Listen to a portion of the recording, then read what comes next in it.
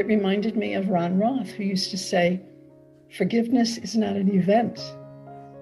You don't do it once and you're done. It's ongoing. So this just felt really right. And I was willing. But I also thought, well, what's a forgiveness practice look like? But you know how this works. Once you commit to something, the means to do it generally appear. So 2 practices have come to me that support me in this process of letting go. They're really helpful, so I want to share them with you. So the first is such a sweet practice. It's the daily examen. This comes from Dominatio, St. Ignatius. It is a simple and a lovely practice. It's the last thing I do at night, and it just follows these simple steps. Let's start by really relaxing into the presence of God. That kind of heals the day right there.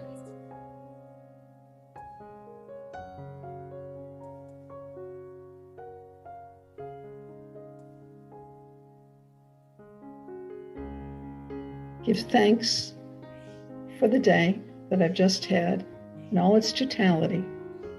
Just gratitude. Gratitude for the opportunity, for the experience, for all of it.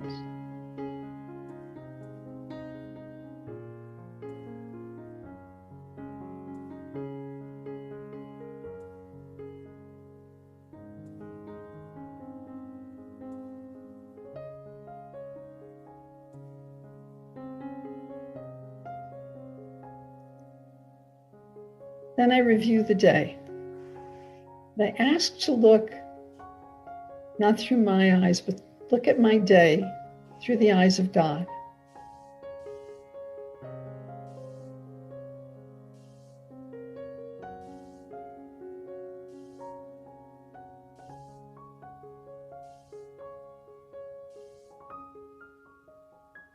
Which is things look very different than when I look through my own eyes. And it's very simple questions. Where did I follow God's will and where did I miss the mark?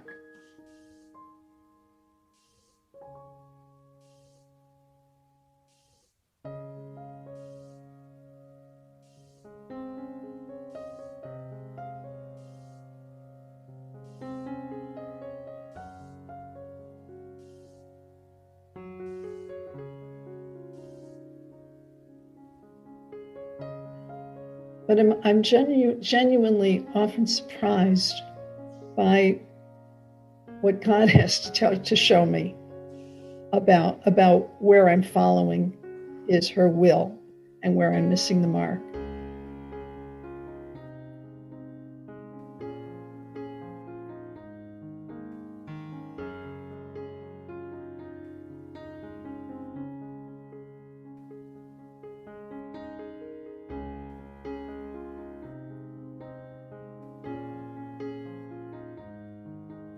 And similarly, when there's places that I haven't followed God's will, when I haven't acted in an aligned way,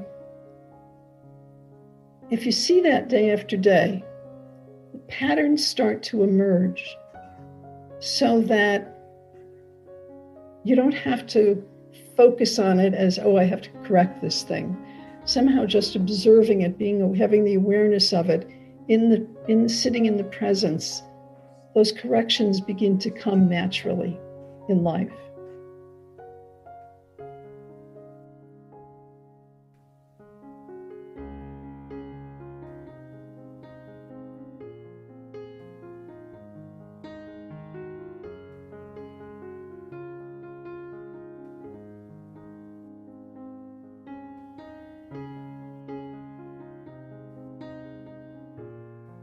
So step 4 then is giving the day to God. It's done. It's out of my hands.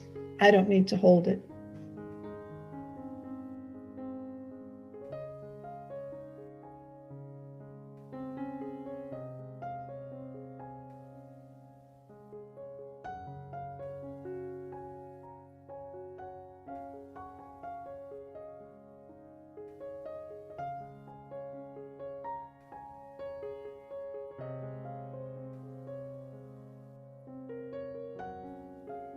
And the final step is asking for grace. I ask for the blessing to do whatever learning or healing I need to do in the dream state, and for the grace to live well tomorrow.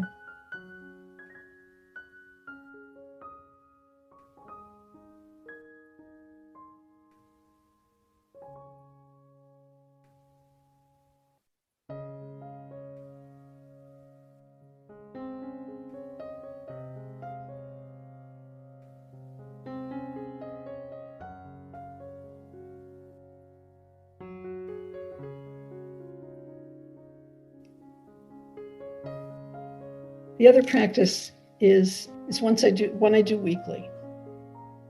I set aside about an hour and a half. It doesn't always take that long, but I certainly don't want to be rushed, to go more deeply into something that it's time for me to release. So I create a sacred space, make sure the phone isn't going to ring and that I won't be disturbed.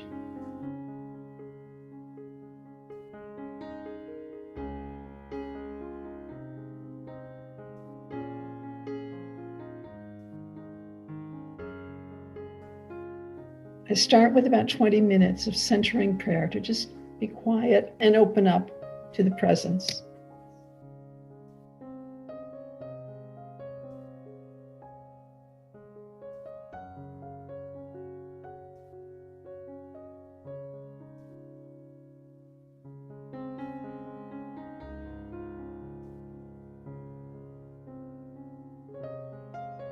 And I ask for guidance on two areas.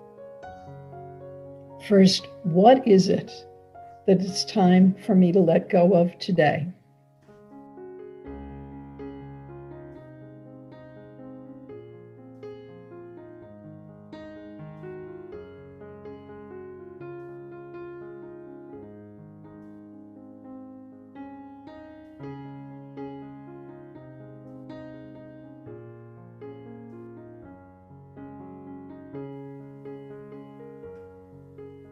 Sometimes I'm surprised because it can be something really that my mind would say is insignificant and very small.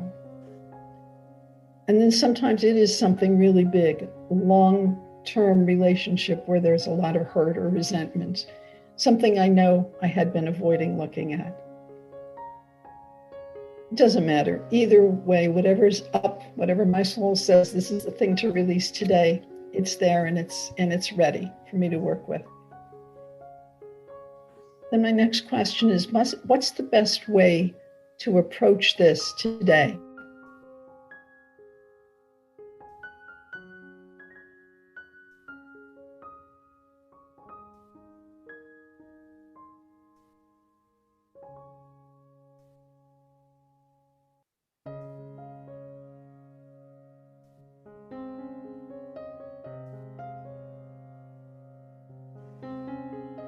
I just put myself in the process in the hands of God, and I'll allow my guides to direct me and to help me. We move through the releasing exercise. It can at times be uncomfortable, and it can also be very sweet as I feel all the love that supports me in doing this work. Generally, it's like going on a very little short mini retreat. Dig in, do some work, feel that wonderful connection, and feel so good and so much more whole afterwards.